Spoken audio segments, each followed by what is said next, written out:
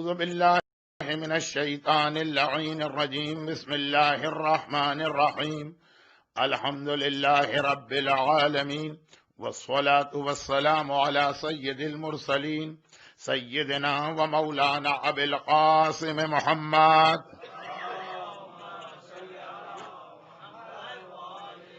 وآله الطيبين الطاهرين المعصومين المظلومين، سيما الإمام المنتظر والحجة الثاني عشر، اللهم عجل له الفرج ولعنة الله على أعدائهم أجمعين. أما بعد، فقد قال الله عز وجل في كتابه المبين: بسم الله الرحمن الرحيم. وعسى أن تكرهوا شيئا وهو خير لكم، وقال: وسيعلم الذين ظلموا أي منقلب ينقلبون.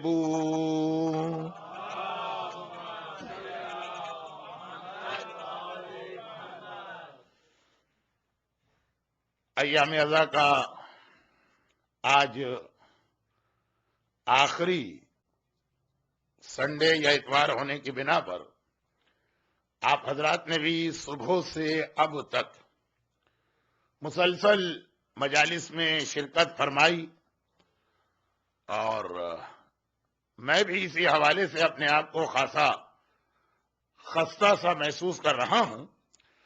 اس اعتبار سے بات مختصر بھی رہے گی اور بالکل بغیر کسی تمہید کے میں نفس سے عنوان پہ آ رہا ہوں۔ لیکن جیسا کہ میں نے مسلسل 2 دن اعلان کیا کہ یہ مختار نامہ یا حضرت امیر مختار کے حالات خالی ہسٹوریکل پوائنٹ آف ویو سے بیان کرنا میرا مقصد نہیں، وہ پہلے بھی نہیں تھا، اور اب جب جناب امیر مختار کے حالات پر اتنی بہترین ٹی وی سیریل تیار ہو کے مومنین کرام کے ایکسس میں ہے، تو مختار نامے سے بھی جہاں جہاں ہمیں موقع ملے گا اپنی پریکٹیکل لائف کے حوالے سے بھی جو پیغام ملیں گے وہ آپ کے سامنے پیش کیے جائیں گے۔ اور اس حوالے سے کل میں نے یہ بات واضح کرنے کی کوشش کی تھی کہ مختار نامہ اصل میں اس بات کی ایک بنیاد ہے کہ اللہ ظالم کو اس دنیا میں بھی سزا دیتا۔ وَسَيَعْلَمُ الَّذِينَ ظَلَمُوا، اے ظلم کرنے والوں تمہیں عنقریب اس دنیا میں پتہ چلے گا۔ مگر اس اصول یا آیت کی روشنی خالی یزید اور ابن زیاد نہیں ہے، معاشرے کا ہر ظالم وہ اصول بھی اپنی جگہ صحیح کہ کل ارض کربلا و کل یوم عاشورا، لیکن وہ چھوٹے چھوٹے ظالم جو ہماری اور آپ کی نگاہ میں اس انداز سے غائب ہو جاتے ہیں کہ ہم اور آپ انہیں ظالم تک نہیں سمجھتے۔ حضرت ابو ذر غفاری پیغمبر اسلام کے اصحابوں میں انتہائی اہم اور نمایاں صحابی، آج کل بہت سی جگہ پر جب کسی چیز کے بارے میں سروے کیا جاتا تو یہ کہا جاتا ہے کہ یہ 10 نمبر ہیں، ان میں سے آپ اس کو کتنے نمبر دیں گے؟ یہ اسلام کی ٹرمینالوجی۔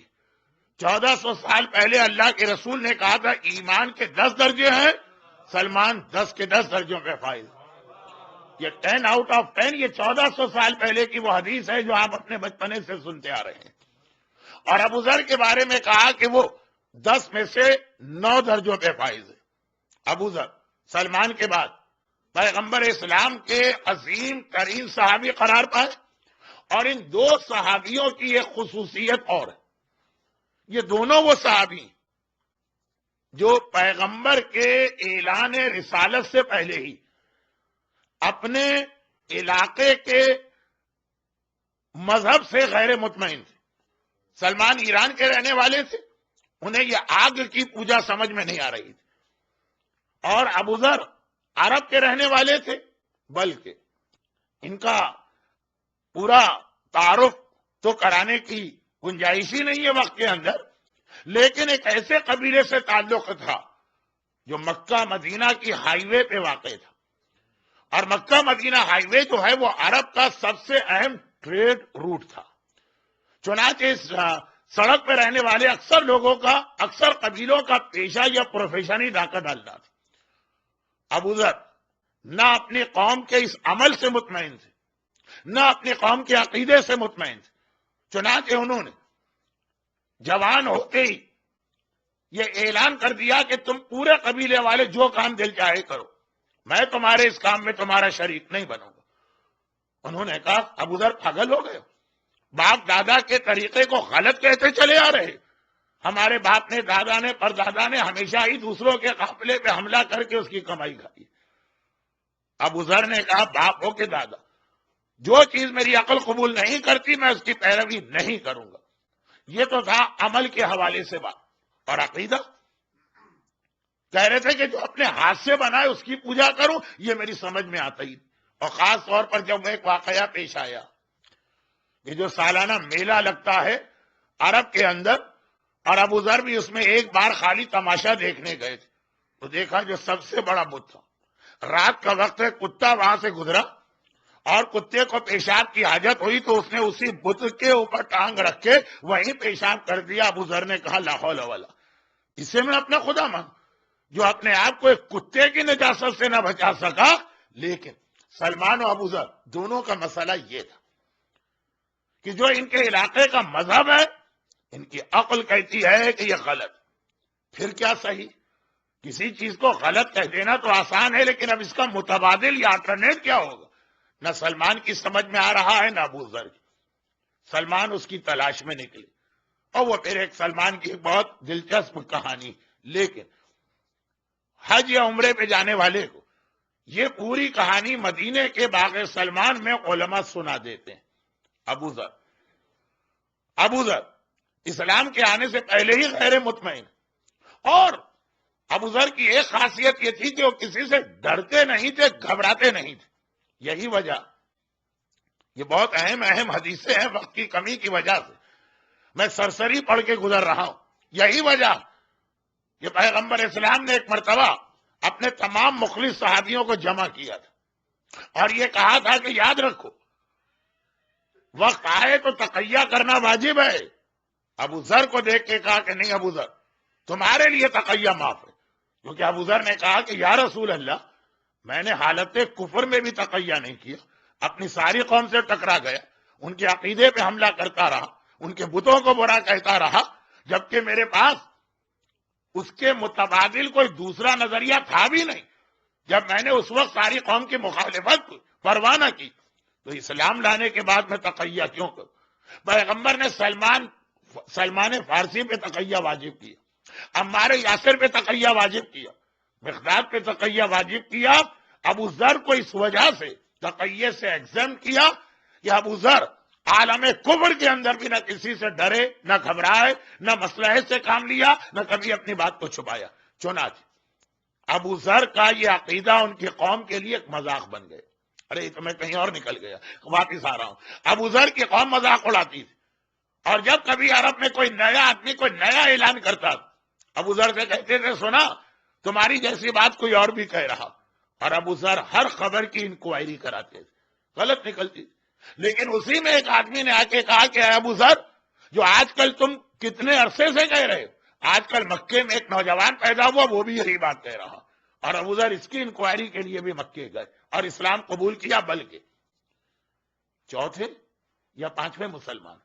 اور ایک ایسی سنت اسلام میں قائم کی ہے، اسلام میں ابو ذر نے ایک ایسا سلسلہ قائم کیا ہے کہ غیر مسلم بھی اسلام کی کوئی بات جانے کے نہ جانے یہ ضرور جانتے ہیں. پہلا انسان ہے اعلان رسالت کے بعد جس نے السلام علیکم کہہ کے بات شروع کی. یہ سلام اسلام کی ایک اتنی بڑی خصوصیت آج بن گیا کہ غیر مسلموں کو بھی پتا ہے کہ مسلمان سلام سے بات شروع کرتے ہیں. یہ ابو ذر کا طریقہ. تو یہ ساری بات بیان کرنے کا مقصد یہ کہ ابو ذر ان صاحب فضیلت اصحاب میں سے جو پیغمبر کے اعلان رسالت سے پہلے ہی کفر و شرک کو چھوڑ چکے تھے. البتہ یہ سمجھ میں نہیں آ رہا تھا کہ پھر کہاں جائے. تب یہ پیغام پہنچا اور فوراً ابو ذر نے اسلام قبول کیا اور پیغمبر نے ابو ذر کے تقیے کو معاف کیا. چنانچہ اس وقت مسلمان اسلام قبول کر کے تقیہ کرتے. ابو ذر نے ببانگے تو خانہ کعبہ کے صحن میں آ کے ان کے بتوں کو برا کہا. اب یہ واقعہ کبھی اور تفصیل سے آئے گا. خلاصہ یہی وجہ کہ پیغمبر کی وفات کے بعد ابو ذر نے کہیں تقیہ نہیں کیا, ربضہ تک جلا وطن کر لیے گئے. لیکن ابو ذر کی سب سے بڑی خاصیت پیغمبر نے یہ بتائی, ان کی عقل و دانشمندی. اوور آل سلمان 10 میں 10 پہ ہیں, لیکن جہاں تک عقل کی بات ہے, وزڈم کہیے کہ عقل کہیے, پیغمبر نے کہا ابو ذر کی مثال کوئی نہیں. سلمان تو پھر بھی اپنے پردادا کی ایک کتاب پڑھ کر اسلام کی تلاش میں نکلے. ابو ذر نے کوئی کتاب نہیں پڑھی, کہیں سے گائیڈنس نہیں ملی, صرف اپنی عقل کی مدد سے اپنے مذہب کی مذمت کی. پیغمبر نے اسی لیے ایک بار ارشاد فرمایا کہ میرے تمام صحابیوں میں عقل کے اعتبار سے, یہ آج کل کا لفظ ہے آئی کیو, سب سے زیادہ ہائی ابو ذر کا ہے, سب سے زیادہ صاحب عقل ابو ذر. چنانچہ اسی چیز کو رسول نے قرآن کی ٹرمینالوجی میں اس طرح چینج کر دیا, کہا کہ اللہ نے ایک لقمان بنی اسرائیل کو دیا اور ایک لقمان میری امت کو دیا, اور ابو ذر لقمان و امتی, میری امت کا لقمان ہے.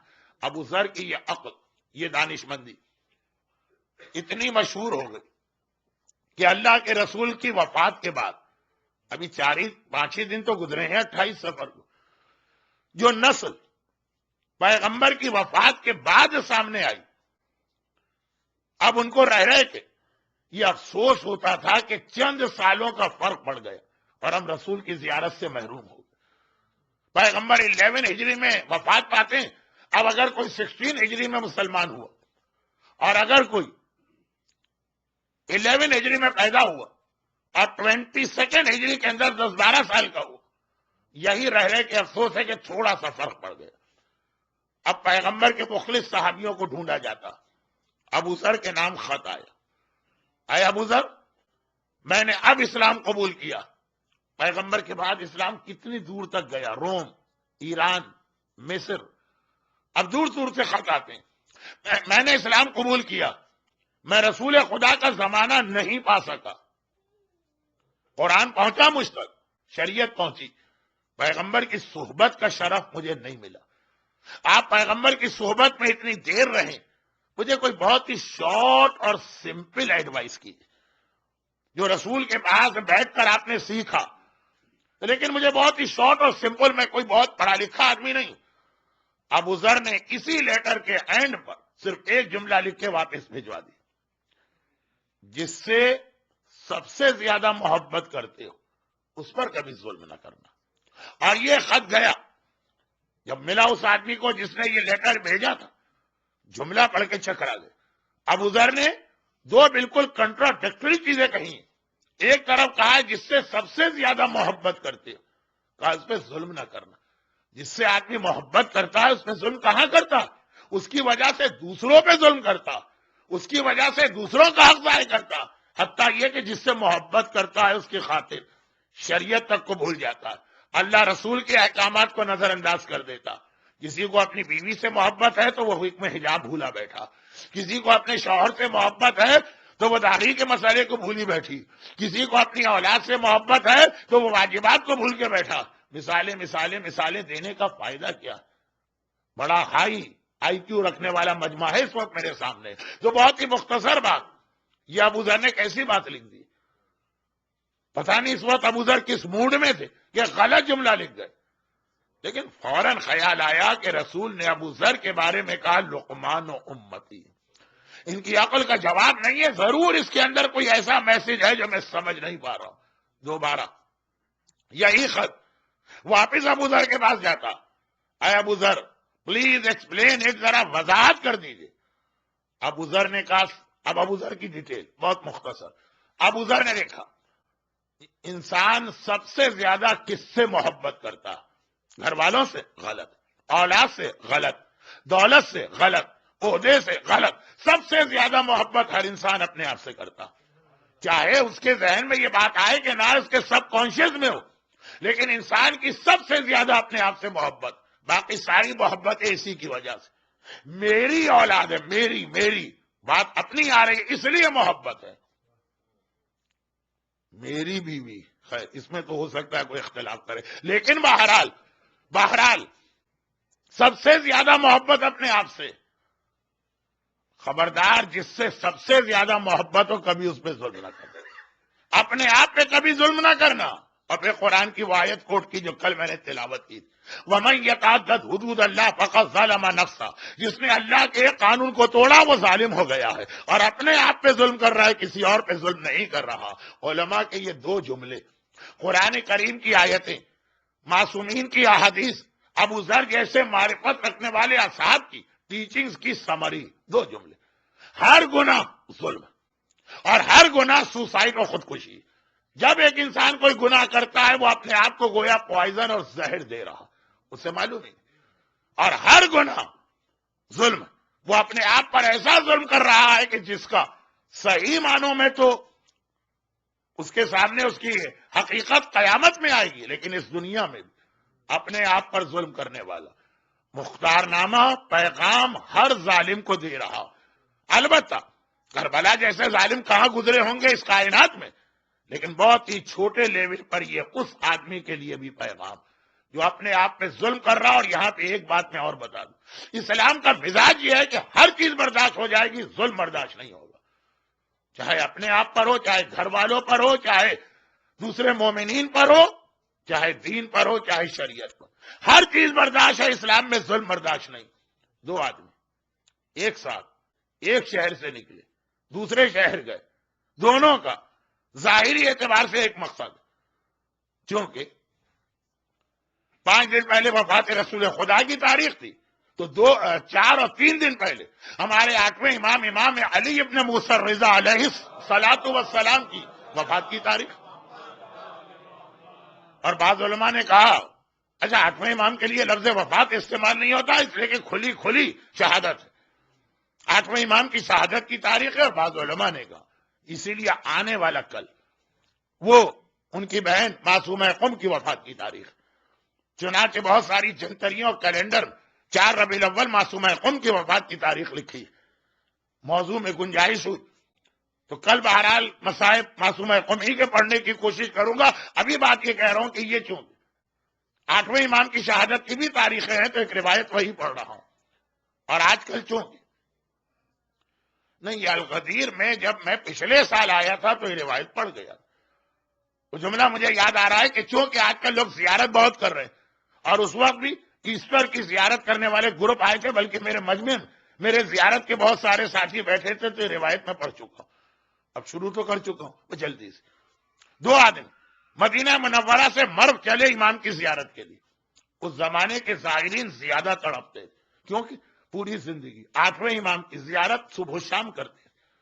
بھئی یہاں مجھے کھارگڑھ اور سلجھر بازار کے کچھ مومنین نظر آ رہے ہیں، اور حیدرآباد کا بھی یہ طریقہ ہوگا. کتنے طویل عرصے تک کھارگڑھ میں ہر آدمی کا طریقہ صبح کام پہ جانے سے پہلے زری کی زیارت کرتا، شام کو واپس آ کے زری کی زیارت کرتا، پھر اپنے گھر جاتا. تو جب خود 8ویں امام مدینے میں موجود ہیں تو صبح و شام ہر مومن امام کی زیارت کرتا ہے. صبح گھر سے نکلتا ہے پہلے زیارت پھر کام، شام کو واپس آتا ہے کام کر کے پہلے امام کی زیارت پھر گھر والے. اور ایک دم پتہ چلا کہ زیارت بند ہو گئی. اور اگر کوئی ظالم کی پابندی آ جائے تو پھر بھی آدمی رو پیٹ کے صبر کر. خالی فاصلہ آ گیا، امام ہیں، موجود ہیں، آنکھوں کے سامنے ہیں، اور وہاں جانا بھی ممکن ہے. چنانچہ اب لوگ تڑپتے تھے مدینے والے، قافلے بنا کے وقتاً فوقتاً زیارت پر جاتے تھے، اور ہر قافلے کو امام کوئی نیا میسج دیتے تھے. 2 آدمی چلے، کوئی قافلے کا سیزن نہیں تھا، انہوں 2 نے کہا چلے، ہم نے بہت دنوں سے امام کی زیارت نہیں کی، چلتے. پہنچ گئے، مرو پہنچے. زیارت کے ایک آداب ہوتے ہیں آج بھی کہ جیسے ہی آپ کربلا پہنچے یا نجف پہنچے یا کاظمین پہنچے تو فوراً امام کی زیارت کو نہیں جائیے، پہلے اپنے ہوٹل مسافر خانے جائیے، سامان رکھیے، ایک غسل کیجئے، نئے یا کم سے کم دھلے ہوئے کپڑے پہنیے، خوشبو لگائیے جس کو کربلا میں بعض علماء نے منع کیا، اور پھر جائیے زیارت کو. یہ تو زری کی زیارت جب خود امام موجود ہے. تو یہی سارے آداب اور اہمیت کے ساتھ آتے ہیں. چنانچہ غسل وغیرہ کر کے طہارت کر کے امام کے پاس پہنچے. ظہر کا وقت، نماز کا وقت آ گیا. امام مصلی کی جانب بڑھ رہے ہیں کہ مولا واہ واہ، ہماری خوش قسمتی، آپ کی زیارت بھی ملی اور آپ کے پیچھے ایک نماز اور مل گئی۔ امام کے پیچھے ایک ایک نماز کتنی اہمیت رکھتی ہے۔ کوئی حبیب ابن مظاہر سے پوچھے، کوئی ابو ثمامہ سیداوی سے پوچھے، کوئی کربلا کے شہداء سے پوچھے، جیسے ہی وقت نماز آیا سب نے کہا مولا ایک نماز اور آپ کے پیچھے پڑھنا چاہتے ہیں، اس کے بعد پھر شہید ہونا یا مرنا چاہتے ہیں۔ ایک ایک نماز امام کے پیچھے۔ چنانچہ دونوں مومنین نے اپنی خوش قسمتی سمجھا کہ ابھی ہم امام کے پاس آئے ہیں اور وقت ظہر ہے اور امام نماز پڑھنے جا رہے ہیں، مولا ہم آپ کے پیچھے نماز پڑھیں گے، باقی باتیں بعد میں ہوں گی۔ امام نے کہا بسم اللہ۔ مگر دونوں کو دیکھا، پھر دیکھا اور پھر دیکھا۔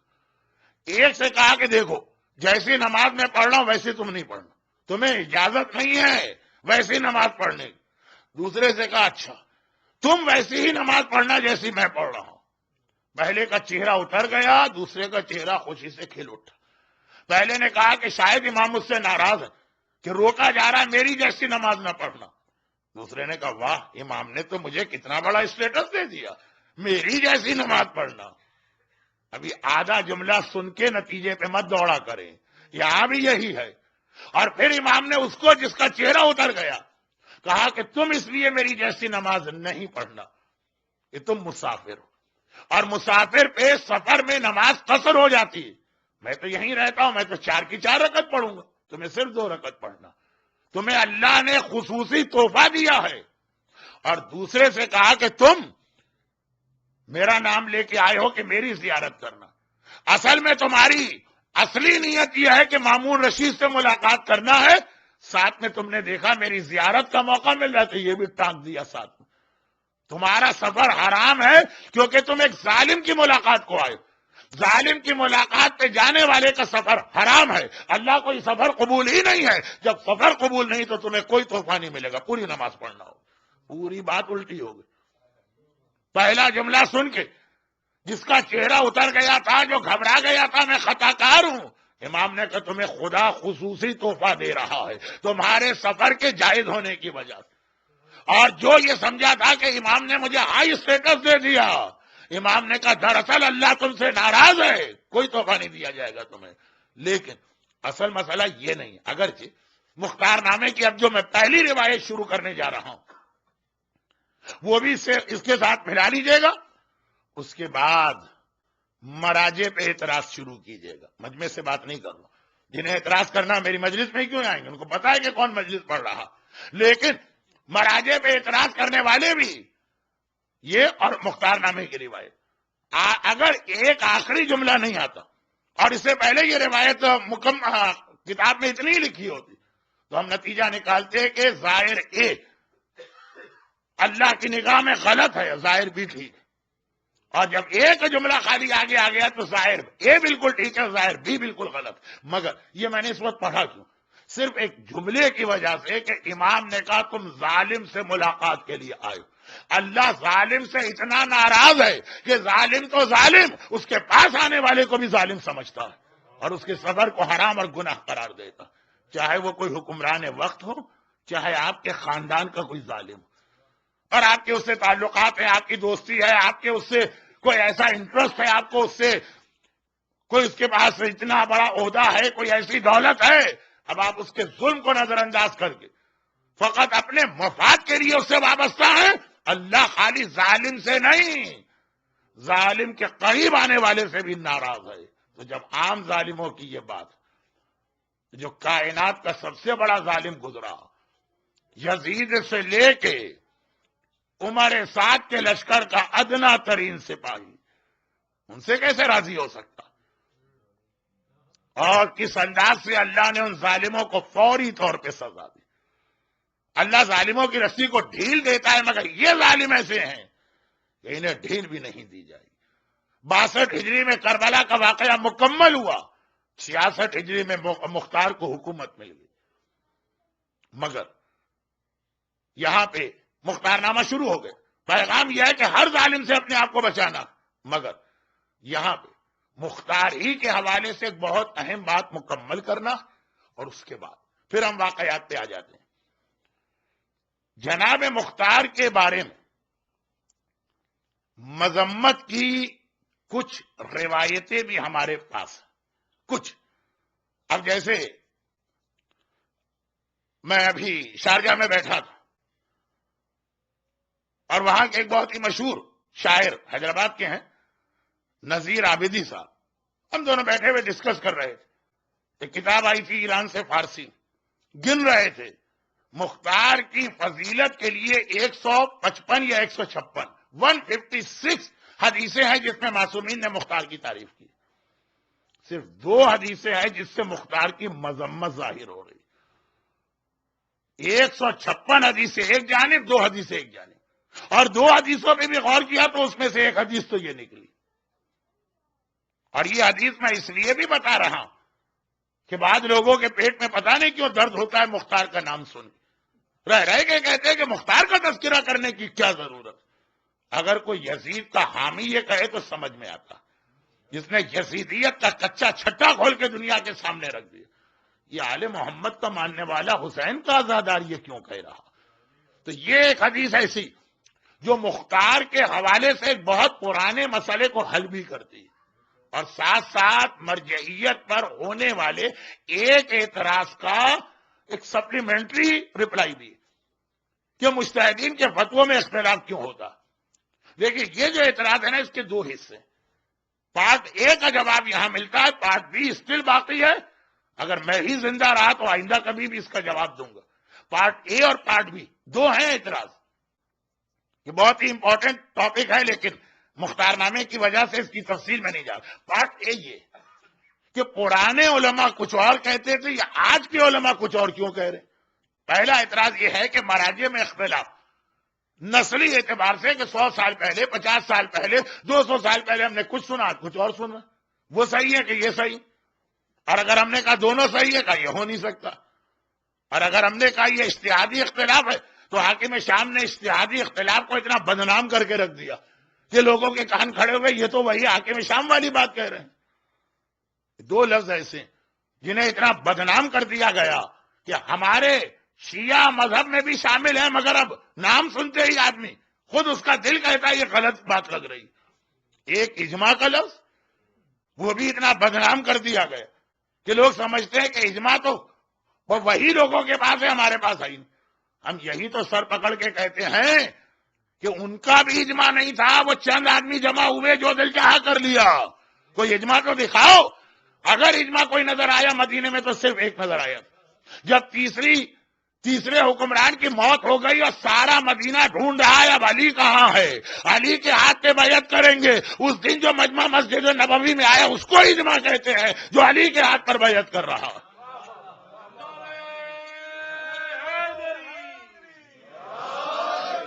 بدنام کیا دشمنان اہل بیت لفظ اجماع کو، اور ہم یہ سمجھے کہ لفظ ہی اتنا برا ہو گیا کہ جو حقیقی اجماع ہے وہ بھی غلط.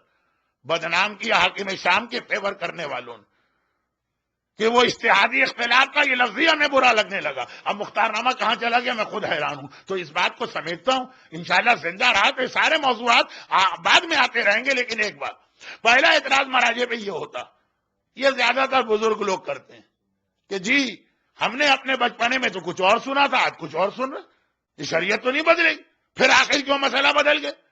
اور یہ ہے پارٹ اے جس کا جواب ایک جواب مختار نامہ کا ایک واقعہ. پارٹ بی اپنی جگہ وہ یہ ہے کہ نہیں ایک ہی زمانے کے بھی 2 مجتہدین میں کیوں اختلاف. تو وہ انشاءاللہ ابھی وعدہ رہا میرا آئندہ کبھی. آئیے پارٹ اے. میں اس اعتراض کا جواب دینے کے لیے یہ روایت نہیں پڑھ رہا ہوں، یہ تو ویسے ہی مختار نامے میں روایت آئی. اس میں نے دیکھا کہ ایک سپلیمنٹری فائدہ یہ مل رہا ہے. روایت یہ ہے کہ علامہ ہلی جیسا عظیم عالم جن سے وہ روایت بھی نقل ہے کہ جب ایک بار ان کی سمجھ میں نہیں آیا کہ زیارت حسین پہ 90 حجوں کا ثواب کیسے ملتا، یا یہ روایت کہ حسین پہ رونے سے جنت کیسے واجب ہوتی، کنفیوز تھے. زمانے کے امام نے آ کر راستے میں ان کو بتایا اور اس طرح سمجھایا کہ علامہ ہلی جیسا مرجع پکار اٹھا کہ ہاں اب میری سمجھ میں آ گیا. بہت مشہور واقعہ، دورے کی مجلسوں میں وہ واقعہ اکثر پڑھا جاتا. وہ علامہ ہلی تاریخ تشیع کے ٹاپ 10 میں سے ایک، وہ مختار کے بارے میں ایک جملہ لکھتے ہیں کہ مختار کی فضیلت کی بھی اتنی حدیثیں ہم نے دیکھی اور مختار کا کارنامہ بھی دیکھا، لیکن ایک حدیث ایسی مختار کی مذمت کی بھی آ گئی کہ اب میں توقف کرتا ہوں. یہ نہیں کہا مختار برے، کہا کہ اب میں مختار کے بارے میں کوئی رائے نہیں دیتا ہوں، میں خود کنفیوز. اور وہ حدیث ایسی حدیث تو نہیں، تاریخ کہ آپ بھی پڑھیں گے تو آپ کہیں گے کہ اگر یہ صحیح ہے تو مختار ٹھیک نہیں لگ رہے، اور یہ بات بالکل صحیح. بات کیا ہے؟ اب میں تیسرا جملہ وہ ایک ہی سیکوینس کا کہہ دوں. میں نے ابھی تھوڑی دیر پہلے کہا وفات رسول خدا ابھی ہوئی 4-5 دن. میں نے کہا 8ویں امام کی شہادت ابھی ہوئی. اب سنیے تیسرا جملہ. اور آقا حسن کی شہادت کی تاریخیں بھی ابھی گزری ہے. یہ واقعہ آقا حسن کا آج عجیب اتفاق ہو گیا کہ تینوں معصوم ہستیوں کا کسی نہ کسی حوالے سے ذکر مجلس میں آ گیا، وہ بھی موضوع کے اندر. آقا حسن صلح نامے پہ دستخط کے بعد جب ان کی فوج میں شامل وہ لوگ جو 5 منٹ پہلے اپنے آپ کو حسن کا شیعہ کہہ رہے، وہ تو یہی کہہ رہے تھے صلح نامے میں دستخط میں یہ سب آقا حسن کے مخالف ہو گئے. ایسے بدتمیزی کے الفاظ استعمال کیے اور ایسا ظلم کیا. ایک جملہ فوج یزید نے امام مظلوم کے بارے میں کہا تھا جو حبیب سے برداشت نہیں ہوا تھا. حبیب ابن مظاہر گئے تھے لشکر یزید سے یہ کہنے کہ ہم نماز پڑھنا چاہ رہے ہیں، تھوڑی دیر کے لیے اپنی جنگ روک. اور وہاں سے جواب ملا تھا جا کے اپنے حسین سے کہہ دینا ان کی نماز قبول کہاں ہے کہ ہم وہ نماز پڑھنے جا رہے ہیں. حبیب سے برداشت نہیں. کہا اب یہ نماز آپ کے جھٹ کے پیچھے ہی پڑھوں گا جنت میں، یہ جملہ مجھ سے برداشت نہیں. اور ایسا حملہ کیا، اے دشمنان خدا تمہاری نماز قبول اور حسین کی نماز قبول نہیں. اس سے ملتا جلتا جملہ 20 سال پہلے سو کالڈ شیعوں نے آقا حسن کے لیے کہا. وہ نہیں تھے شیعہ، لیکن اس وقت تک تو کہہ رہے تھے نا کہ وی آر شیعہ.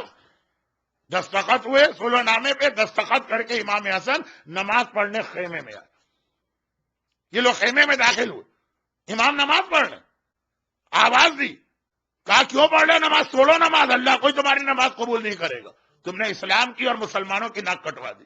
آقا نماز میں لگے رہے، تیر مارا پاؤں میں کہ تیر کی وجہ سے نماز توڑ دے. ہے تو اس کا بیٹا نا جس کو پتہ ہی نہیں چلے کہ تیر کب لگا، مگر پھر امام حسن کے نیچے سے مسلح گھسیٹ لیا کہ ہم کہہ رہے ہیں اپنی نماز توڑو، تمہاری نماز کا فائدہ کیا؟ یہ لوگ ابھی 5 منٹ پہلے امام مان رہے، اب کہہ رہے نماز کا فائدہ کیا؟ ان حالات میں آقا حسن زخمی، مولا حسن زخمی، پاؤں میں تیر، اور کوئی اب بھروسہ نہیں کون وفادار ہے اور کون بے وفا. مدائن کا گورنر، کل یہ جملہ آ گیا تھا، مختار کا چچا تھا. مختار کے والد شہید ہوئے تھے اس جنگ میں، تو ان کے چھوٹے بھائی کو گورنر ہی ملی. امام حسن مدائن کے گورنر کے محل میں چلے گا. کہا یہ محفوظ جگہ، یہاں پہ میں ان تمام چیزوں سے اپنے آپ کو بچا رہا ہوں. اب یہ روایت علامہ ہلی لکھ رہے ہیں اور صحیح روایت، مگر صحیح روایت کیسے بدلتی ہے یہ بھی سنیے گا. مختار اپنے چچا کے پاس ہے، کہا چچا گولڈن اپرچونٹی ہم کو ملی، امام حسن سب کو چھوڑ کے آپ کے محل میں اکیلے آ کے بیٹھ گئے. کہہ بھی دیا تھا مختار کے چچا سے اب کسی پہ بھروسہ نہیں، کسی کو نہ آنے دینا. چچا اگر ہم اس وقت حسن کو گرفتار کر لیں اور حاکم شام کے ہاتھ میں بیچ دیں تو کتنا بڑا انعام حاکم شام ہم کو دے گا جو معمولی لوگوں کو اشرفیاں دے رہا. کل ہی جملہ تھا نا، ایک طرف تلوار ہوتی تھی ایک طرف اشرفی. حسن جیسا سردار ہم گرفتار کر کے دے دیں حاکم شام کو، لاکھوں پائیں گے کروڑوں. بہترین موقع آپ کے پاس ہے. حسن اکیلے ہیں، آپ گورنر، آپ کا محل بھرا ہے سپاہیوں. مختار کے چچا نے مختار کے چہرے پہ تھوکا، کہا مجھے شرم آتی ہے، تو میرے بڑے بھائی کا بیٹا، اگر میرا تجھ سے رشتہ نہ ہوتا تو یہاں سے زندہ سلامت نہ جاتا، نکل جا میرے محل سے، آئندہ کبھی اپنی شکل نہ دیکھا. اور مختار اتنی توہین و بے عزتی کے بعد چچا نے چہرے پہ تھوکا، دھکے دے کے محل سے نکالا، باہر نکلے.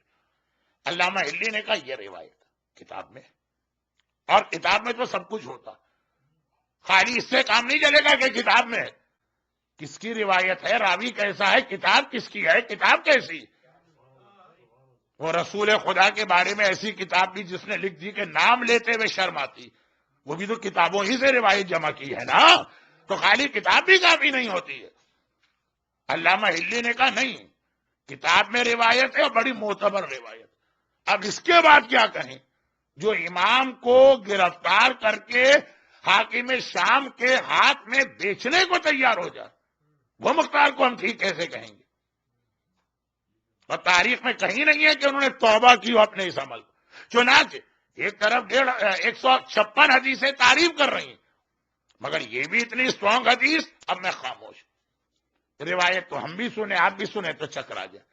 علامہ ہلی کے 200 سال کے بعد یا 250 سال قاضی نور اللہ شوستری جیسی عظیم شخصیت آئی، جو شہید ثالث کے نام سے بر صغیر ہند و پاک میں مشہور، آگرہ میں آج بھی ان کا روزہ مرجع خلائق۔ شہید ثالث جنہیں ہم ہندوستان اور پاکستان کے مومنین کہتے ہیں، تھوڑا سا ٹرمینالوجی کا اختلاف ہے، عراق میں شہید ثالث، ایران میں کسی اور کو کہا، لیکن 12 شہید ثالث بڑی عظیم شخصیت قاضی نور اللہ شوستری۔ وہ جب 250 سال کے بعد آئے، انہوں نے کتاب لکھی ہے مجالس المومنین، جس میں اصحاب امام کے حالات، اس میں مختار کے بارے میں لکھتے ہیں کہ یہ روایت جو علامہ ہلی کو ملی یہ صحیح مگر آدھی، کہہ رہے اب مجھے پوری روایت ملی، وہ میں لکھ رہا ہوں، پھر آپ فیصلہ خود کریں۔ اچھا اب سوال یہ تاریخ ہے ہماری جو لوگوں کو پتہ ہی نہیں، مختار نامہ جیسا دلچسپ موضوع بھی لوگوں کو خشک لگنے لگتا، تو جو تاریخ واقعاً خشک ہے لیکن بہت اہم۔ اب سوال یہ ہے کہ علامہ ہلی کو روایت نہیں ملی، اور ملی بھی تو کس کو ملی؟ شہید ثالث کو ملی۔ یہ کیسے ہوا؟ ہاں یہی تو صحیح ہوا۔ اگر علامہ ہلی کے بعد عراق و ایران ہی کے کسی عالم کو روایت ملتی تو ذرا سا شک رہتا۔ روایت اس عالم کو ملی جو ہندوستان میں آیا۔ اور یاد رکھیے گا کہ جب بنو امیہ اور بنو عباس کے مظالم اہل بیت کے شیعوں پہ بڑھ گئے تھے، اور ان میں خاص ایک ظلم یہ تھا کہ وہ ہر ایک کو معاف کر دیتے تھے، جس کے پاس امام کی کوئی حدیث یا کتاب ہو اس کو تو وہ قطعاً معاف نہیں کرتے تھے، تو کتنے سید، کتنے اصحاب امام علوم امامت کو بچانے کے لیے جتنی جیسی کتابیں ان کے پاس ہے ان کو لے کے بھاگے، اور ہندوستان ہی میں ان کو پناہ ملی۔ عراق ایران تو پورا اس وقت بنو امیہ کے کنٹرول میں، بنو عباس کے کنٹرول میں۔ تو جو حدیثیں ہندوستان میں آ گئیں، جو کتابیں ہندوستان میں آ گئیں، وہ نہ عراق میں رہی، نہ ایران میں مل سکی ہیں، نہ مصر میں مل سکی ہیں۔ حیدرآباد دکن کے اندر بھی کتنا بڑا ذخیرہ۔ علامہ امینی عرب دنیا کے سب سے مشہور عالم، القدیر کتاب لکھی تو حیدرآباد میں آ کے ان کو 6 مہینے قیام کرنا پڑا۔ اسی طرح لکھنؤ کا کتب خانہ ناصریہ، برٹش میوزیم کے راج ٹپ کی تھی، ایسی نایاب کتابیں۔ تو قاضی نور اللہ شوستری غالباً اگر نیشا پور میں یا ایران میں ہی رہتے تو کتاب ان کو وہاں نہیں ملتی، یہ ملی ان کو اس لیے کہ وہ ہندوستان آ گئے۔ چنانچہ کہتے ہیں اب پوری روایت سامنے آئی۔ اب پڑھیے، اب دیکھیے روایت، یہ کہہ کے روایت نقل کر رہے کہ علامہ ہلی والی بات بھی صحیح ہے لیکن آدھی ہے۔ پوری روایت اب جیسے اگر قرآن کریم کی آیتیں لکھی ہوں اور کچھ ورق ہو، اگلا ورق کوئی پھاڑ دے، اور ورق جہاں تک ہے بیچ، وہاں تک آیت کی آئیے ولا تقربوا الصلاۃ، نماز کے قریب نہ جانا۔ نیکسٹ پیج پہ تھا وانتم سکارا، نشے کے عالم میں، وہ کوئی کسی نے پھاڑ دیا۔ تو ہم تو یہی دیکھیں گے کہ قرآن کی آیت ہے نماز کے قریب نہ جانا، ہمیں کیا پتا کسی نے نشے میں آ کے نشے والا صفحہ پھاڑ دیا، وہ بعد میں کہیں اور ملے گا تو پتہ چلے گا پورا پیغام کچھ اور۔ اب سنیے بہت مختصر روایت یہ ہے جو علامہ ہلی کو ملی، وہ بیچ کی روایت ملی، اس سے پہلے کا پیج، وہ کتاب ہندوستان میں آئی، وہاں عراق ایران کے مظالم سے اس کو بچانے کے لیے ہمارے ہندوستانی اور پاکستانی علماء کے خدمات، یہ ذخیرہ علم کا ہمارے پاس ہے۔ عراق اور ایران کے دیانتدار مراجع تک اس کی عظمت کو مانتے ہیں، لیکن تھوڑا سا ہم خود غافل ہو گئے۔ ابقات الانوار جیسی کتاب جو لکھنؤ میں لکھی گئی ہے، اب ایران کے حوزہ علمیہ قم سے چھپ رہی ہے، لیکن ہندوستان میں کوئی چھاپنے والا نہیں رہا۔ میں کہیں اور جا رہا ہوں، مختار نامہ۔ روایت یہ ہے کہ جب امام حسن اپنے سو کالڈ حامیوں کے ہاتھوں تیر کھایا، مسلح سے دھکا دیا گیا، توہین کی گئی، وہ الفاظ تو میں نے پڑھے ہی نہیں، مجھ میں تو بہرحال اتنی ہمت نہیں ہے کہ ممبر سے آقا حسن کی شان میں گستاخی والے الفاظ پڑھوں۔ تو اب وہ مدائن کے گورنر کے محل میں چلے گئے، ایک وہی ایسا شیعہ نظر آ رہا تھا کہ ذرا طاقت رکھتا تھا، گورنر تھا۔ مختار بہت پریشان ہوئے۔ اب یہاں سے روایت وہ چل رہی ہے جو علامہ ہلی کو جو صفحہ نہیں ملا۔ مختار بہت پریشان ہوئے کہ میں نے اپنی آنکھوں سے دیکھا ہے، کیا اردو کا ایک شعر ہے کہ محاورہ ہے بڑا سلیم قسم کا، ایسے ویسے ویسے ویسے ہو گئے، کیسے کیسے کیسے کیسے ہو گئے، پتہ نہیں کیا ہے۔ تو خلاصہ یہ کہ مختار بہت پریشان، ایسے ایسے لوگوں کو میں نے چینج ہوتے دیکھا۔ حاکم شام کے خزانے سے جو اشرفیہ اور سونے کا ایک سمندر بہ رہا، اچھے اچھے لوگوں نے اپنا ایمان بیچ دیا۔ میرا چچا تو ایسی پوسٹ پر، یہ حاکم شام نے تو سب سے پہلے اس کو خریدنا چاہا ہوگا۔ مولا علی کا گورنر زیاد بکا کہ نہیں بکا؟ مولا علی کا گورنر تھا، مولا نے اسے اپوائنٹ کیا تھا تم بصرے کے گورنر ہو زیاد۔ حاکم شام نے ایسے چکر چلائے اور ایسا کچھ اس کو الو بنایا کہ وہ علی کا سب سے بڑا شیعہ علی کے سب سے اگینسٹ ہو گئے۔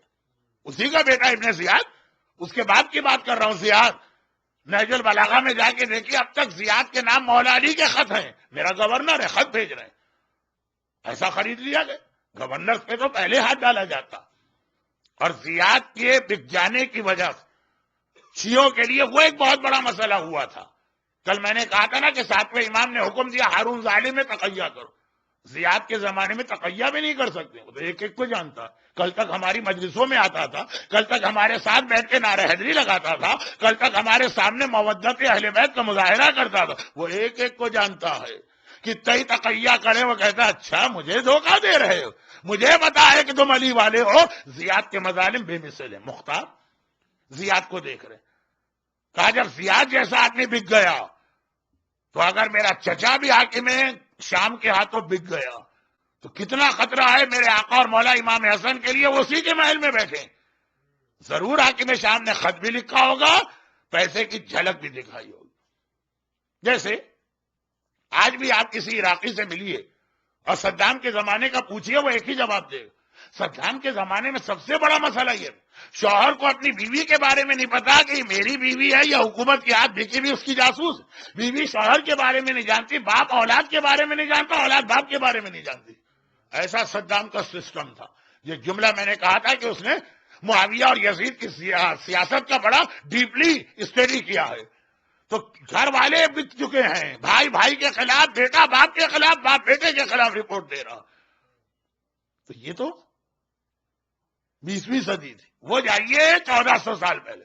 مختار بہت پریشان کیوں کہ اگر میرا چچا بک گیا تو امام حسن کتنے بڑے خطرے میں، اور اگر میرا چچا نہیں بکا ہے، مخلص ہے، اور میں امام حسن کو ڈر کی وجہ سے وہاں سے نکال کے لے آیا تو اتنی محفوظ جگہ پہ میرا آقا بیٹھا ہے، میں کہاں لے جا کے حفاظت کر پاؤں گا؟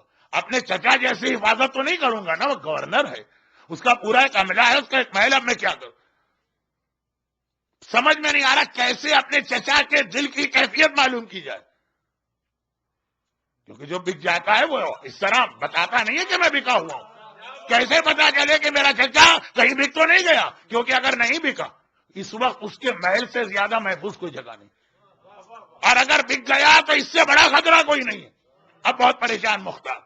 اولڈ از گولڈ، یہ عربی کا جو انگریزی کا محاورہ ہے، مولا کی نہج البلاغہ کی حدیث ہے۔ فرماتے مجھے نوجوان کے جوش سے زیادہ بوڑھے کی دانش مندی اور اس کے صبر اور تحمل زیادہ پسند ہے۔ چنانچہ گئے مولا کے ایک پرانے صحابی احنف کے پاس، کہا کہ دیکھو میری سمجھ میں نہیں آ رہا، مختار کی عمر ہے اس وقت ٹھیک 41 سال کی، جوان ہے، وہ مولا کا صحابی 70 کو کراس کر چکا ہے، 70 پلس۔ کہا کہ آپ چچا کے برابر ہیں، چچا سے بھی زیادہ مولا کے صحابی، میں طریقہ سمجھ میں نہیں آ رہا اپنے چچا کو کیسے جج کروں۔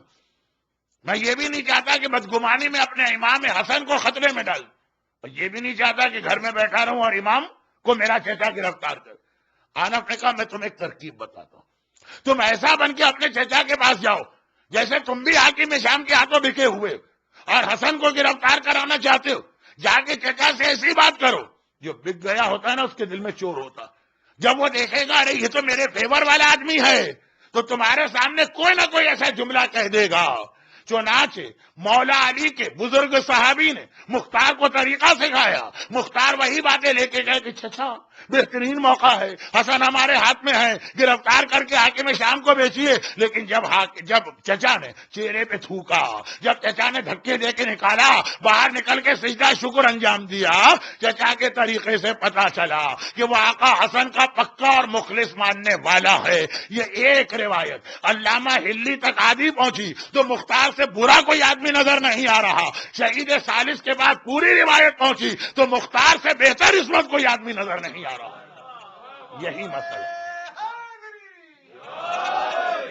یہی مسئلہ ہمارے یہاں بہت سے مراجے کے پاس بھی تھا کہ پرانے مرجے کے پاس آدھی حدیث آئی، بعد میں پوری حدیث آ گئی. یہ جملہ آپ ذہن میں رکھیے گا، ورنہ آپ ہمیشہ کنفیوز رہیں گے کہ بنو امیہ اور بنو عباس کے خلفاء نے ظلم عظیم یہ بھی کیا ہے کہ ہماری کتابیں جلائی ہیں، ہماری کتابیں دریا میں بہائی ہیں. کتاب جس کے پاس نکل آئی. ابھی بھی دنیا کے کچھ علاقے ایسے ہیں آج بھی، لیکن صدام کے زمانے میں، لیکن شاہ کے زمانے میں اگر کسی کے پاس کوئی ایسی مذہبی کتاب نکل آئے، آپ کے پاس ڈرگس نکل آئے، آپ کے پاس کوئی اسلحہ نکل آئے، سب معاف. امام خمینی کی توضیح نکل آئے جس میں وضو غسل کے مسئلے ہیں، فی الفور تمہیں دار پہ چڑھا دیا جائے گا. تو بنو امیہ بنو عباس تو 1400 سال پہلے کے ماحول میں تھے جب حاکم کے لیے ہر ظلم روا تھا. یہ ظلم انہوں نے کیا، لوگ بدلہ اپنے علماء سے لیتے. ظلم انہوں نے کیا، بدلہ علماء سے لیتے. جی ہمارے علماء کے بعد معصوم کی شہادت کی 3 تاریخیں کیوں نہیں؟ اگر ایک ساری کتابوں میں ایک آتی تو ایک ہی ہوتی. کتابیں اب مختلف ہو گئیں، بہت سی اصلی کتابیں چھپا دی گئی، جلا دی گئی ہیں، ضائع کر دی گئی ہیں. اور اس کو بچانے کے لیے جن لوگوں نے کتاب لے کے بھاگے وہ بھی اسے نمایاں نہ کر سکے، گھر میں چھپا کے رکھا، بیٹے کو نہیں بتا رہے ہیں، کتاب مکس اپ ہو گئی. آپ کو تو پتا ہے نا، عموماً کتاب جن کی گھر ہوتی ان کی اولاد بڑی نالائق ہوتی ہے. عموماً میں نے ردی والے کے ایسی قیمتی کتابیں بکتی دیکھی ہیں. کہاں سے آئی؟ کہا وہ باپ مر گیا، بیٹوں نے کہا یہ فضول کچرا نکالو جا کے ردی والے کو بھیجو. ہمارے یہاں کراچی کا طریقہ ہے کہ کتابیں بیچو، ردی والے کے پاس گجک کھا لو. اب پتہ نہیں حیدرآباد کے لوگ سمجھیں کہ نہ سمجھیں. اتنی قیمتی کتابیں میں کہ سر پکڑ کے بیٹھ گیا. نالائق ہوتے ہیں عموماً ایسے بیٹے، وہ بیچ دیتے ہیں. اس میں کتنی کتابیں کہاں سے کہا گئے. تو یہ اس میں علماء کا کیا قصور؟ یہ کون سی امام خمینی آ گئے، کوئی آ گئے سیستانی نے یہ کتابیں ضائع کی ہیں یا پھینکی ہیں یا ادھر سے ادھر کی ہیں؟ بلکہ شاید آپ کی معلومات میں نہ ہو، 91 کا جو اپرائزنگ ہوا تھا اور آغا خوئی کے گھر پہ جو 92 میں اٹیک ہوا تھا، اسی وقت یمن سے احادیث امام کا ایک بہترین ذخیرہ ملا تھا جو آغا خوئی نے پوری قیمت دے کے خریدا تھا، گھر میں رکھا ہوا. ظاہری اعتبار سے جو بھی ظلم ہوا وہ کتاب ضائع ہو گئی. جو 1200 سال کے بعد ملی تھی، کتاب کا نام ہے مدینۃ العلم. شیخ صدوق کی بہترین کتاب ہے، ناپید دنیا سے. ایک نسخہ ملا، بہانہ کچھ کر کے ان کے گھر پہ اٹیک ہوا اور جو ظلم ہوئے تو ہوئے، یہ ایک کاپی جو دنیا میں تھی یہ بھی ضائع ہو گئی. تو مختار کے ذکر کے درمیان یہ بات آ گئی. لیکن مختار نامے کا اب جو اصل حصہ شروع ہو رہا، اب وہ کل ہی شروع ہوگا. صرف ایک جملہ کہہ دوں کہ شروع میں مختار کے حالات، شروع سے مطلب کربلا کے واقعے میں جب مختار انٹر ہوتے تاریخ کے اندر. اس سے پہلے میں نے کل کہا تھا مختار کا صرف ایک واقعہ ہے، وہ یہ جو ابھی آپ نے سن لی. تاریخ اسلام میں مختار انٹر ہوتے، مسلم ابن عقیل ان کے گھر آتے ٹھہرے، اور وہاں سے ایک ایسا واقعہ پیش آیا جس پر سورہ مائدہ کی وہ آیت پوری اترتی، یا وہ واقعہ اس آیت میں پورا اترتا. کبھی تمہیں کوئی چیز بہت بری لگتی ہے، تمہیں کیا پتا اس میں تمہارے لیے کتنا خیر چھپا ہوا. اللہ پہ بھروسہ کرنا سیکھے، اللہ پہ ٹرسٹ کرنا سیکھے. ہم بیمار پڑے، اس میں بہتری ہوگی. ہماری اولاد مر گئی، اس میں بھی بہتری ہوگی. ہمارا جاب چھوٹ گیا، اس میں بھی بہتری ہوگی.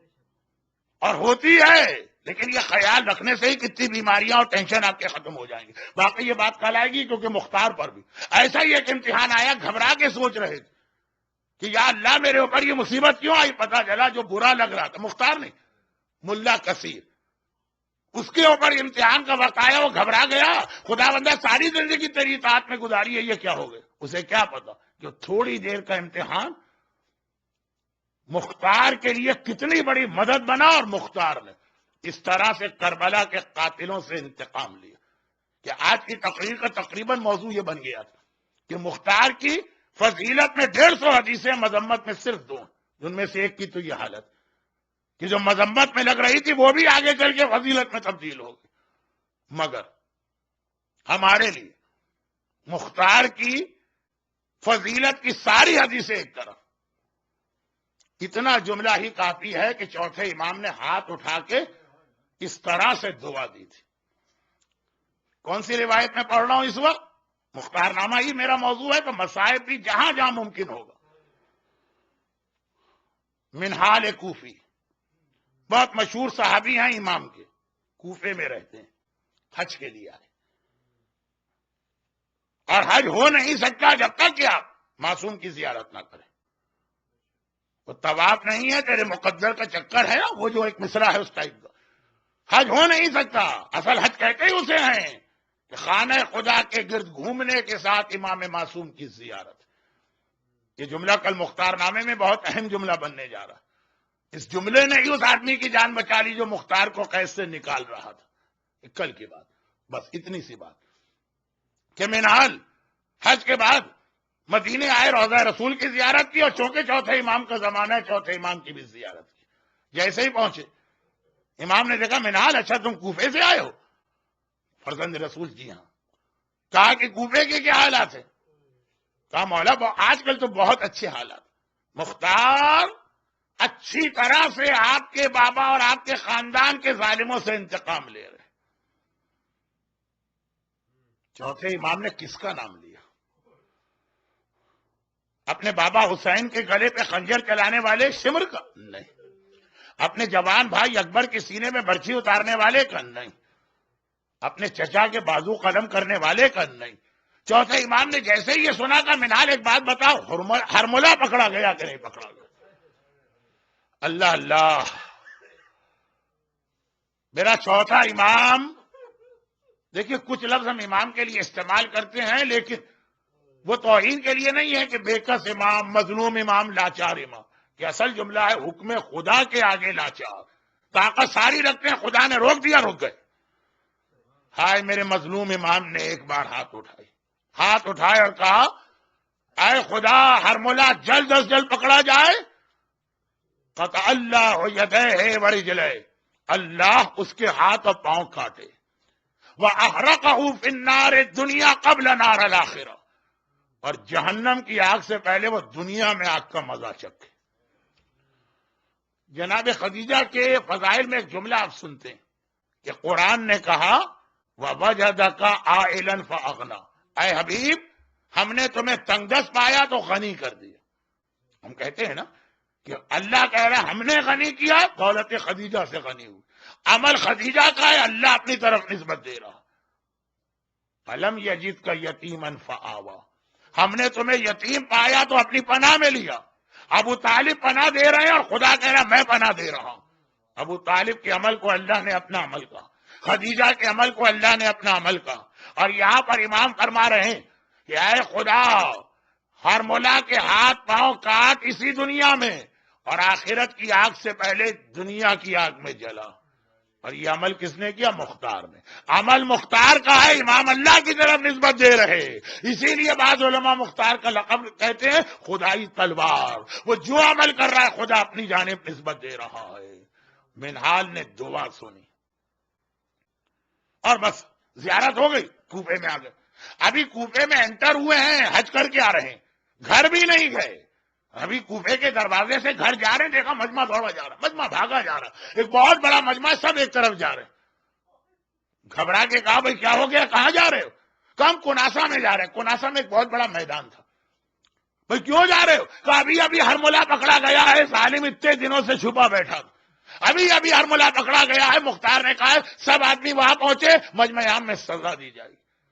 بس ایک بار منہال نے اپنی سواری کا رخ پھیر لیا. حج سے آدمی کتنا تھکا ہوا تھا، نہیں جانا گھر، جا کے اس ہرملہ کے انجام کو دیکھنا ہے. وہاں پہنچے، مختار بھی آیا. آخر میں منہال کو دیکھا، پہچانتے ہیں کہ امام کے صحابی.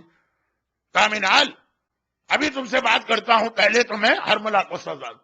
اور ایک بار ہرملہ کے ہاتھ کٹوائے، پاؤں کٹوایا، آگ میں ڈال کے زندہ جلایا. منہال نے کہا سبحان اللہ، اللہ اکبر.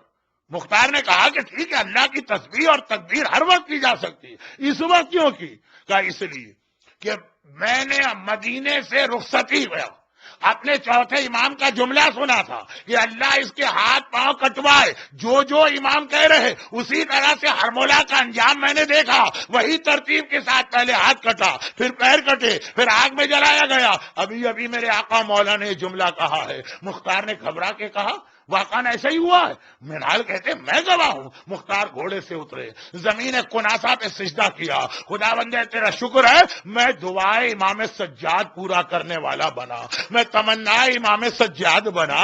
تو 156 روایتیں فضیلت کی ایک طرف، یہی کتنی بڑی سعادت ہے کہ مختار دعائے سجاد کی تعبیر بن کے آ رہے، تمنا سجاد، مراد سجاد ہمارے سامنے پوری ہو رہی۔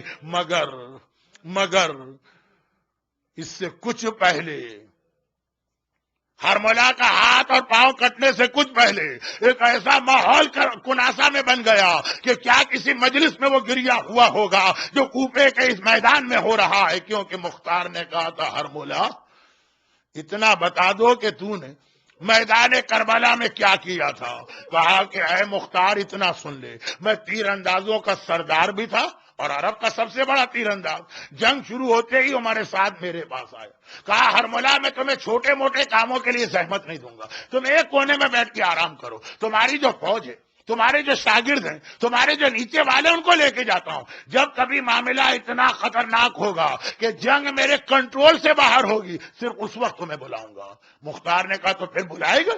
کہا کہ بس پورے کربلا میں صرف 3 بار مجھے بلایا گیا، مجھ سے کہا گیا کہ تمہیں تین تیر مارنا ہے۔ پورے کربلا میں نے 3 مارے، مگر عزاداروں یہ 3 تیر کربلا کے ظالموں کے تمام مظالم پہ بھاری ہو گئے۔ مختار کہتے ہیں پہلا تیر کیا تھا؟ کہا کہ ایک بار عمر صاحب پورا دن صبح سے دوپہر، دوپہر سے سپہر مجھے کوئی کام ہی نہیں دیا گیا، آرام سے بیٹھا ہوں۔ سپہر کے قریب عمر صاحب گھبرایا آیا، کہنے لگا ہرمولہ اب تیری ضرورت پڑی ہے۔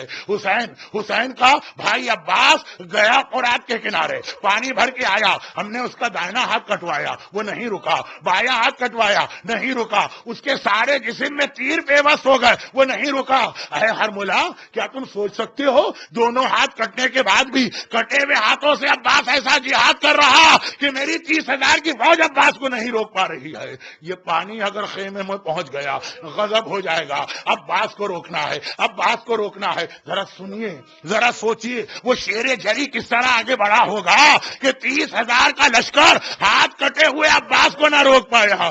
ہرمولہ کہتا ہے کہ جب میں نے یہ سنا، بسر سعد نے مجھے بلایا، ایک مرتبہ میں چلا، میں نے دیکھا واقعاً عباس کے بدن پہ کوئی جگہ بھی بغیر تیروں کے نہیں ہے۔ تبھی تو وہ معمار ایک مرتبہ جناب عباس کے روضے میں، اصل قبر تو نیچے ہے نا، وہاں پہ پانی آنے لگا تھا۔ اس کی بات نہیں کر رہا، اس سے بھی پہلے کی بات، پانی آنے لگا تھا، ایک آدمی کو بلایا گیا، معمار کو، وہ گیا، چیخے مارتا ہوا آیا۔ لوگوں نے کہا کیوں رو رہے ہو؟ کہا کہ میں نے تاریخوں میں پڑھا ہے عباس کا قد اتنا زیادہ تھا کہ گھوڑے پہ بیٹھتے تھے تو پاؤں زمین تک پہنچتے تھے، اور وہاں قبر تو ایک بچے کے برابر قبر نظر آ رہی ہے، ایسا بدن ٹکڑے ٹکڑے ہوا۔ تو ہرمولہ کہتا ہے سارے بدن پہ اتنے تیر لگے ہیں، میں نے سوچا میں کیا کر لوں گا، اتنے تیر کھا کے جو نہیں رک رہا ہے، رکنا تو درکنار، رفتار سست بھی نہیں ہو رہی، میں ایک اور تیر مار کے کیا کروں گا، سوچنا چاہیے عباس کی طاقت کا راز کیا ہے۔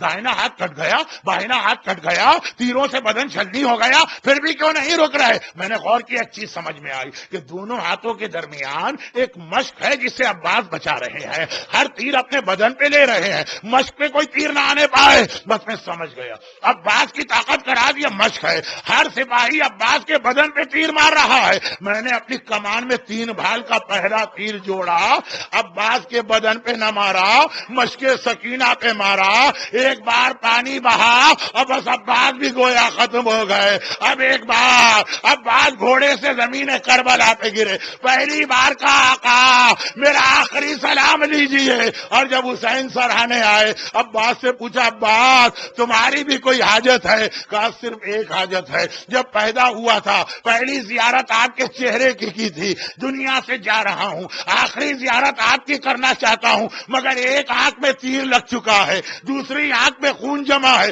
مولا اگر میرے ہاتھ اس قابل ہوتے اپنے ہاتھوں سے خون صاف کرتا، بس ذرا یہ خون صاف کیجئے۔ حسین نے ابا کے دامن سے عباس کی آنکھ سے خون پوچھا، عباس نے آنکھیں کھولی، آخری زیارت حسین کی حسین نے کہا عباس اور ایک تمنا میری بھی ہے اور بہت پرانی تمنا ہے، ہمیشہ تمہاری زبان سے سنا، تم نے مجھے آقا کہا، ایک بار حسین کا دل چاہتا ہے مجھے بھائی تو کہہ لو، تمہارے منہ سے بھائی سننا ہے، یہ میری آخری وصیت۔ عباس نے بھائی کہا اور ایک بار فاطمہ زہرا پچھاڑے کھا کے گری، ارے میرا عباس مارا گیا، ارے میرا لال مارا۔ اجرکم علی اللہ الا ولعنۃ اللہ علی اعدائہم اجمعین۔ پروردگارا آج مصائب بھی باب الحوائج ابو الفضل العباس کے خود بخود مختار نامے میں بیان ہو گئے، تجھے واسطہ اس باب الحوائج کا، آج کی مجلس میں جتنے حاجت مند مومنین اور مومنات تشریف فرما ہے عباس کے وسیلے سے ان کی ساری حاجتیں پوری فرما۔ خداوندا کٹے ہوئے ہاتھوں سے مشق سکینہ بچانے والے عباس کا واسطہ، عباس کے چاہنے والے خاص طور پہ جو آج کی مجلس میں ہیں اور ویسے دنیا بھر میں پھیلے ہوئے مومنین اور مومنات، ان کو اور ان کے گھروں اور ان کی اولادوں کو ہر آفت و پریشانی سے محفوظ فرما۔ خداوندا جس عباس کو اپنا لال کہا فاطمہ نے، ہمارے عباس کی یاد میں بہائے ہوئے آنسو اسی رومال زہرا میں جمع کر کے دنیا میں ہماری مدد، آخرت میں ہماری شفاعت کا ذریعہ بنا۔ ہمارے تمام مرحومین کی مغفرت فرما، بیماروں کو شفاء کاملہ عطا فرما، اگر کوئی مومن یا مومنہ روزگار کی پریشانی میں مبتلا ہے ان کی اس پریشانی کو دور فرما۔ عباس کی سکینہ کا واسطہ اگر کسی مومن یا مومنہ کو اولاد کا کوئی مسئلہ پریشان کر رہا اس کی اس پریشانی کو دور فرما، اور ان مظالم کے حقیقی انتقام کے لیے وارث معصومین فرزند زہرا امام زمانہ کے ظہور میں تعجیل فرما۔ ماتم حسین